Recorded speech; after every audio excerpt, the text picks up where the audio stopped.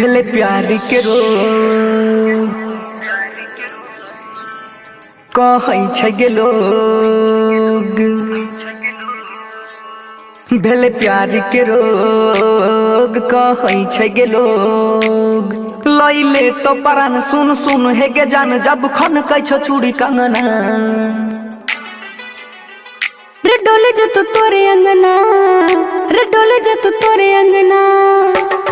भेले प्यार के रोग कहै छै गे लोग। भेले प्यार के रोग कहै छै गे लोग।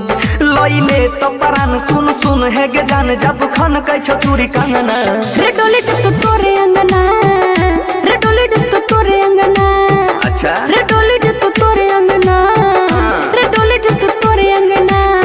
प्रॉमिस डीजे विकास, डीजे विकास मटियार कला सीतामढ़ी, मटियार कला सीतामढ़ी।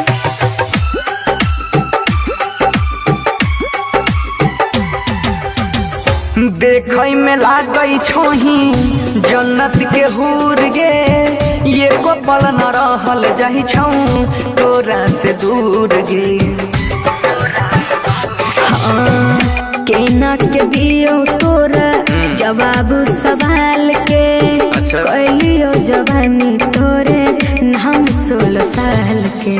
कटै नहीं छै राती भर के हमरो छाती। बोल के ऐसन बानी लिखबै प्रेम कहानी। कहिया बनई में गे गोरी अपन सजना। भेले प्यार के रोग कहै छै लोग। भेले प्यार के रोग कहै छै गे लोग। लैले तो परान सुन सुन हे गे जान जब खन कै छो चूड़ी कंगना। रे डोले जो तू तोरे अंगना, अच्छा। रे डोले जो तू तोरे अंगना। सही में रे डोले जो तू तोरे अंगना, रे डोले जो तू तोरे अंगना। हमरा यकीन नहीं हो जोगे।